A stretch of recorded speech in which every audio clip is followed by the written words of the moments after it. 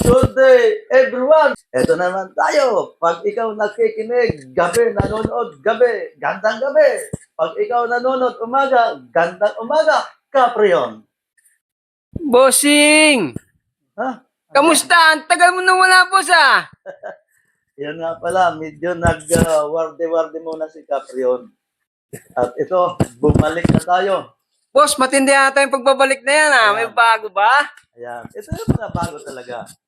Alam mo, Caprion, medyo matatandaan natin. Ano na yung anting-anting natin? Ayan. Medyo natagal tayong nawala. Hindi naman nawawala to. Medyo napunta lang ng ilang araw. Okay, ganito yung Caprion. Kung matatandaan natin, itong mechanical and electrical refrigeration cycle na ito, naituro ko na ito ng live. Pero nung na-realize ko, nawawala pala yung mga videos natin pag mga live na yan. Nawala. So, hindi na natin makita. Kaya, ang gagawin natin, sa mga linelector ko naman mga kapriyon. Halimbawa, about thermostat. Iba-iba mga topics natin. Ang complaint natin mga kapriyon, bakit naputol? So, ito yung problema natin. Dahil yung requirements ng Facebook, 60 seconds lang. So, kailangan mabilisan. So, naisip ko, dahil nakita ko mga kapriyon ha, naisip ko at nakita ko yung pagka-interest ninyo sa ganitong topics. Course ito eh. Actually, course ito. Ito yung nasa eskwelahan at ituturo natin. Napansin ko, ang dami natin mga interested na mga kababayan kung kahit na hindi. So talagang gustong matuto. Ngayon, naisip ko mga kapriyon, i-apply ko ito sa YouTube. Lahat ng mga lectures natin, kasi sa Facebook, lahat may time limit yan eh. Hindi pwede tayo mag full blast ng turo. So mapuputol na naman kayo. So para matutunan nyo lahat, from fundamentals, ibig sabihin yan, series of lectures natin yung kapriyo na, halimbawa, fundamentals of refrigeration, ano ba yun napapaloob dyan? Titirahin natin yan. For example, mga kapriyo, ha? Ito yung mechanical cycle ng refrigeration air conditioning. Refrigerator, nandito yan. Air conditioning split type, nandito yan. Hubad, kitang-kita mo yung kapriyon. Ano pa? Cold storages, nandito yan. Walk-in chiller, nandito yan. Cold rooms, nandito yan. Centralized, nandito yan. Yung mga centralized, linalagay lang ito ng mga ducting works, then susupply niya sa mga diffuser. Ano pa? Yung mga VRV, VRF, nandito yan. Lalagay lang ito ng refnet, tawag yan. Yung isang compressor, mayroong multiple fan coil units. So, paano ang connection yan? By refnet. Pero, sa kanya lang yan. Dito lang muna tayo sa fundamentals. Ha? Okay.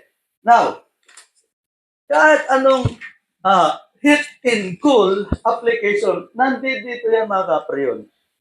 Kaya yung mga friends natin na nagko-comment, kapriyon, kupong-kupong ka masyado yung tinuturo si kapriyon. Hindi tayo nakikipag-away ha, pinapaliwanag na natin. At idinidepende ko to. Walang magaganap na heat and cold na wala itong kupong-kupong. Tandaan nyo yan mga kapriyon. For example, yung mga sophisticated warfare na ginagamit ng mga malulupit na mga bansa, isang pindot lang, remote control. Huwag mo sabihin na walang mechanical doon. Mayroon. Kupong. Boss, dahan-dahan lang, boss.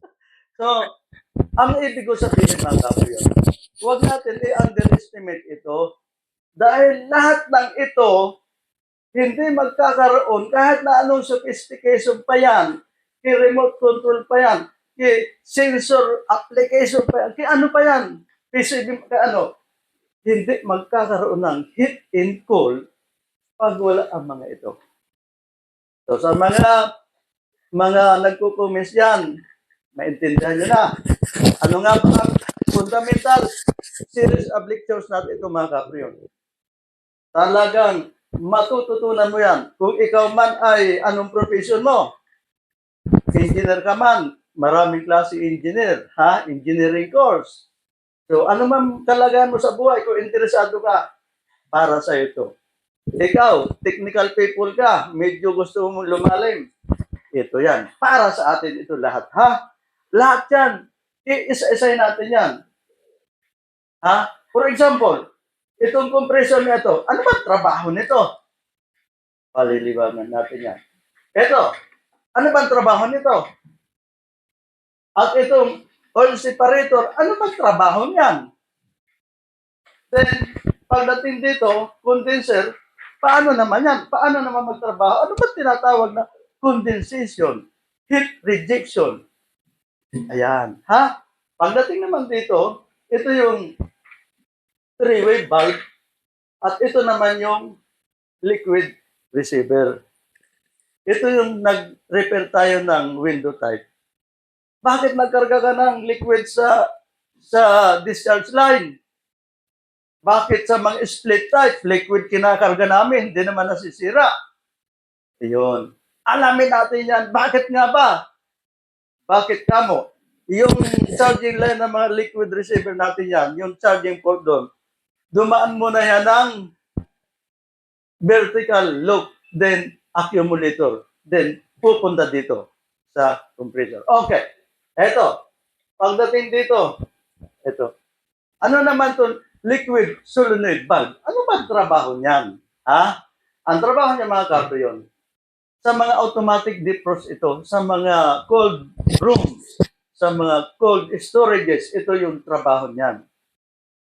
Pag ang temperature niya, dumating na ng negative degrees sa centigrade, magka-cut off itong thermostat. Pag nag-cut off itong thermostat, magsisignal ito dito. Magsashutdown ito. So nagsarado yan, yung refrigerant dito, hihigupin dito. Pag nahigop na, ito na yung dual pressure switch. Ito yung magsashutdown, magka-cut off ng compressor para protection. So, iyan ang trabaho niyan. Okay, next. Ano naman itong filter dryer? So, maraming klaseng filter dryer. Isa-isahin natin yan. Hindi lang isa, dalawa, tatlo. Maraming klaseng liquid line filter dryers. So, ito na naman. Ano naman itong sight glass? Ano yan? Silipan? Sight glass, silipan. Pero, maraming ibig sabihin yan. Mayroong color codes yan. Mayroong bubbles na kung ano-ano kulay. Isa-isahin natin yan, mga kapriyo. Okay, ano naman tong expansion valve na ito? Ano naman itong expansion valve? Marami din klase expansion valve, mga kapriyo, ha? Mayroong automatic adjusted siya. Mayroon naman may calibration siya. Yung calibration niya, depende sa pressure niya at depende sa superheat temperature niya. So ito, meron thermostatic expansion valve na automatic siya na magdidemand. Pag gusto niya na mas malamig, ayan. Pag gusto niya na nainitan, ako, ang init! Magbukas ka yan! Magbubukas to. So pag malamig, ang lamig! Ito naman ang trabaho nito. So, isa-isahin natin mga kapreyon, ha?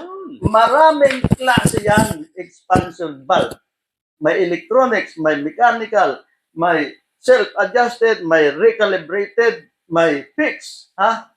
Okay. Ito, meron itong calibration kaya ito may valve. Ayan. May valve yan. So, gagamitan mo ng screwdriver, hindi para buksan mo yan na, hindi. Magbubukas ka nito close open ka dito, either bukas or open, depende sa superheat ng refrigeration system mo. Ha? Kaya yung gauge natin, makikita natin dyan, ikakabit natin na paano ba gamitin ang gauge manifold. Makikita natin dyan, mga kapriyon. Then, ito naman, evaporator na ito. Ano naman ang trabaho niyan? Paano nga ba ang refrigeration cycle niya? Paano ba pumupunta sa compressor ang refrigerant? Liquid ba? Gas ba? 50% liquid ba? 50% gas ba? O 100% liquid or 100% gas? Alamin natin yan, mga kapre. Ano naman trabaho nito? Ito yung blower motor. Pag wala to, kahit na anong klase, ceiling cassette, split type, wall mounted, ano pa yan, pag wala to, walang magaganap na cooling sa isang air conditioner. Kasi ito yung nagdi-distribute ng malamig na hangin na kung saan pag maganda yung cooling ng aircon natin, ang sarap ng tulog natin. Ito yan, mga kapriyan. Ilang klaseng evaporator ba? Maraming klase. Isa-isahin natin yan, mga kapriyan. Ha? Kaya sa pag-start natin, alamin natin lahat yan. Alamin natin lahat ang mga components na ito kung paano ba magtrabaho. Ito kasi, mga kapriyan, ha? Kahit na anong galing mo, magaling ka sa electronics, board, circuit, instrumentation, electrical controls, pag medyo sablay ka dito, mahirapan ka mag-analyze. Ha? Hindi lahat na umaandar, normal. Ha? Tandaan natin yan. Kaya napakahalaga nito. Ano ba ang gas na dapat dito? Ano ba ang gas na dapat dito? Makikita mo, may kulay blue. Yan. Pagdating dito, red. Ano ba ang representing ng color blue? Ano ang representing ng color red? Then pagdating dito, red na naman dito. Tapos green, ano na naman yun? So ito yung types of refrigerant na dumadaloy dito kung bakit nakakapag palamig ang air conditioning. Pag dito ka sa condensing unit, bakit ang init ng binubuga? Ayan, ito yan, condenser. Ito yung heat rejection. Pero pagdating dito, bakit malamig nga ba ang binubuga? So, alamin natin lahat yan, mga kapriyon. Pati electrical. Ayan na. Ayan. May mga electrical tayo dito. Gumawa tayo. Pump down refrigeration system. Ipapaliwag natin kung paano ba ang operations ng pump down. So, inuulit ko, mga kapriyon. Ang lectures natin na ito, talagang series talaga. Series of lectures. Tandaan natin, mga kapriyon. Lahat ng i-upload namin sa YouTube, talagang series yan. Walang kung ano-anong upload namin doon. Puro lecture. Para lahat ng mga gustong matuto, puntahan nyo lang ang Kapriyon Channel. 100% marami tayong matututunan. So, parang estudyante ka, our topic for today is about humanity. Ang lalim na humanity. Ano yan? Okay. So, ang course naman natin, refrigeration and air conditioning. What is refrigeration nga? What is air conditioning? So, bibirahin natin lahat yung mga kapriyon, ha? Maiintindihan nyo bakit nga ba ganito ang trabaho. Paano nga ba ang trabaho niya? So, mayroon tayong mga kapriyon, ha? Pag ako nagtuturo, hindi lang to, ha? Hindi kanto-kanto lang, ha? Kikita mo, mga punit-punit na yan. Representing na talagang binibira natin yan. Matagal na to. Pero, yan ang malaking tulong sa atin. Medyo punit-punit na yan, pero huwag intindihan, basta malaga na intindihan pa. Ito, meron tayong fundamentals of refrigeration. Sa fundamentals pala, mga kapriyon, medyo talagang marami tayong matutunan dyan.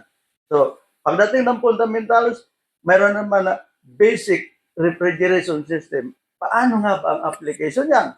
Mayroong compression system. Malalaman mo yan. Ano ba? Paano? Yan yung mga tanong na bakit Paano? Ano? Malalaman natin lahat yan. Yung refrigerant controls. Lahat yan mga kapriyon. Actually, nakailang minutes na tayo. Ha? 15. So, gagawin na lang natin mga kapriyon. Mga siguro 20 minutes. Para kasi sa isang subject kasi mga kapriyon, pag ang nagtuturo masyadong mahaba, mostly dumaan tayo sa estudyante. Pag ang nagtuturo mahaba, tapos wala pang yung power, yung convincing power na tinatawag, aantukin ka niyan. Kaya dapat medyo may time limit din tayo para yung absorbing capacity natin maganda. So sa mga viewers natin, mga kapriyon, ang advice ko sa inyo, huwag lang kayo manonood, mag-take note kayo. Kasi pag nag-take note kayo, yung take note na yon magagamit mo sa troubleshooting. Ha? Ako, sa edad kong to, mga kapriyon, ha? Every time na uma-attend ako ng mga seminars, last time, pinaka-last na training na seminar ay Panasonic. Nag-take note ako, mga kapriyon. Kasi ang tao, kahit na anong galing mo, dapat huwag kang mag-stop sa pag-aaral. Talagang tuloy-tuloy yan. Dahil sa field ng ating kinalalagyan, kung medyo alam mo, medyo magaling ka na at mag-stop ka na, mangangamuti ka na naman. Bakit ka mo? Ang dami mga equipments natin ngayon na talagang highly technological talaga. Matindi yung pagdating sa technology.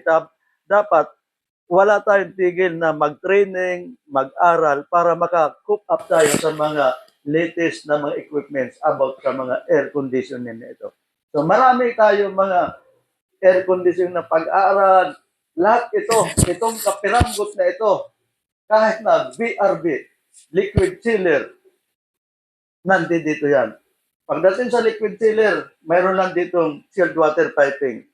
At yung piping na pupunta sa mga rooms, magdi-distribute ng malamig na tubig, malamig na hangin, na yung tubig pinalamig ng refrigerant.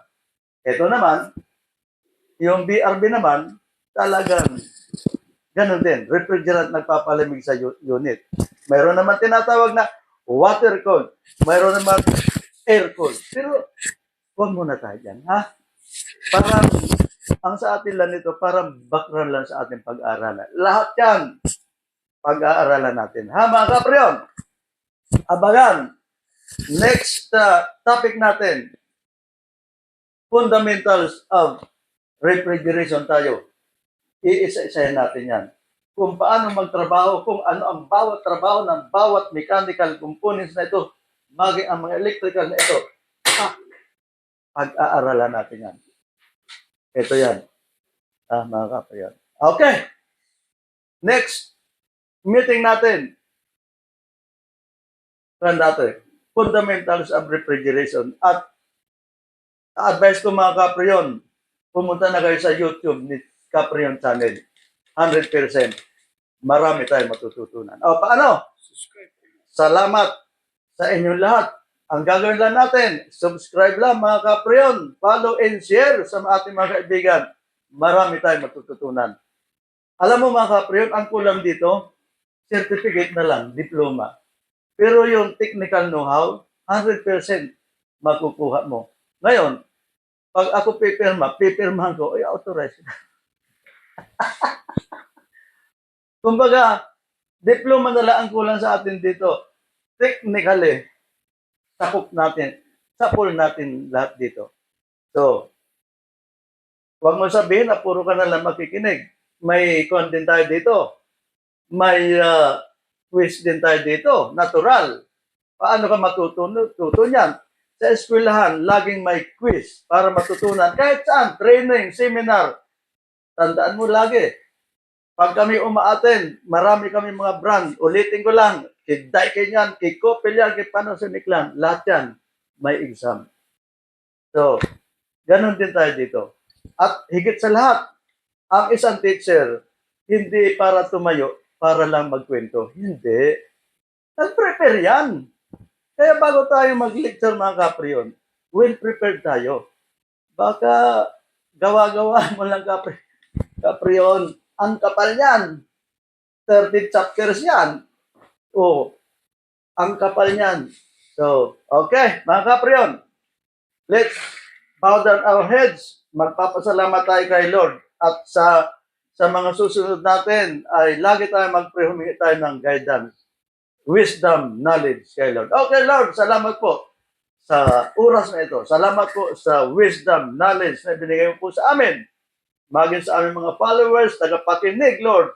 Dalangin ko po ang iyong bendisyon, ang siyang sumakanila, na nawa bawat litra, bawat knowledge na aming ililikyor ay ma-absorb po nila na malinaw at marami po maunawaan. Salamat, Lord God. Ang lahat ng ito ay binabalik lamang namin sa iyo sa pangalan po na ang Panginoon. Amen. O, paano mga kapatid? Salamat and